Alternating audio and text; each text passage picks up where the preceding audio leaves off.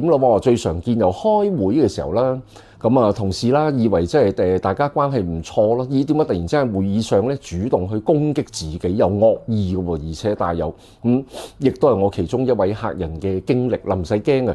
你遇到呢一啲咧，最緊要你唔好有情緒，你個心咧你一定要定。點解啊？因為當你有情緒，你嘅底牌俾人睇到啦，情緒不穩定，講嘅嘢係咩？智商跌咗80%嘅咯喎。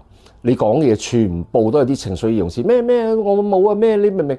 唔係咁樣。我哋翻工商業社會唔係小學生啊，嗰啲喺街頭嗌交，唔係嗰種。你應該首先你要辨識嗰個來意先，你聽下對方係咪話中有話？咦踩到埋嚟咯喎！咦有惡意，點解佢會有惡意呢？佢要指正我哋啲乜嘢呢？如果嗰啲嘢唔係真實嘅，當然你要反擊啦。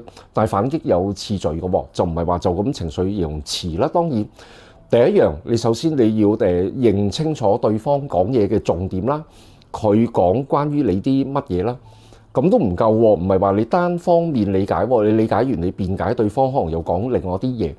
你先要大家釐清咗，大家同意，我哋而家係要討論啲咩先？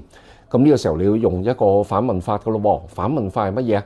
就係你要反問翻對方。哦，你意思係咪即係咁？即係呢個人係在場嘅，或者有呢一件事發生過，或者我哋係有呢一份文件，我哋而家傾呢就係呢一樣嘢。嗱，你留唔留意到個重點？重點唔係你自己捲落，唔關我事㗎，冇我嘅，冇你嘅。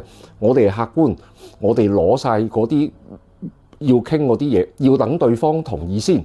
好啦，等對方同意咗，你鎖死咗對方啦嘛，咁就唔好旁生枝節，又唔好另外又再加另外啲嘢啦，就針對性就嗰啲嘢。